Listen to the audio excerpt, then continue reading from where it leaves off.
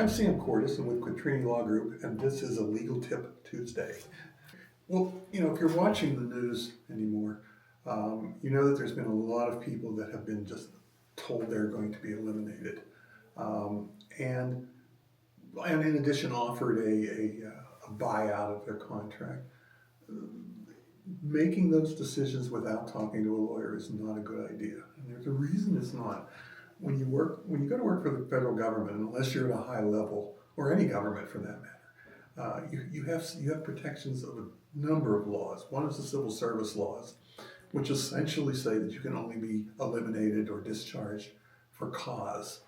Um, the other protections you have are the rights to a hearing, the rights to have the government prove cause if you have been discharged. With all the stuff in the news that's been happening recently, that part seems to have been missed. That all of these people have have basically protection that most workers don't. The difference between a government worker and a non-government worker is that generally government workers have to be, now they can be discharged of course, but there has to be cause. And cause means you're not doing your job right, you're doing something bad or wrong. Um, Before you accept that or talk to someone. In addition, we've all heard about these large buyout packages that are being offered that if you leave now, we'll pay you until September. Those also probably are illegal. And the reason they're illegal is for the same thing.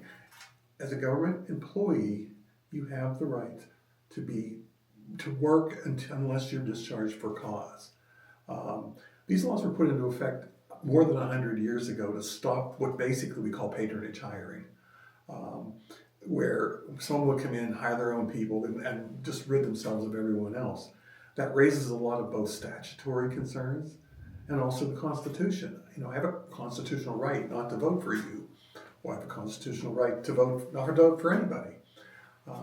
Those things all play into this intricate little piece that when you go to work for the government, and it's a trade-off that you get because usually you don't make as much for the government as you would make in the private sector, but you do have rights. So before you accept those, talk to an attorney. Don't give up lots of rights just because you want it to be over.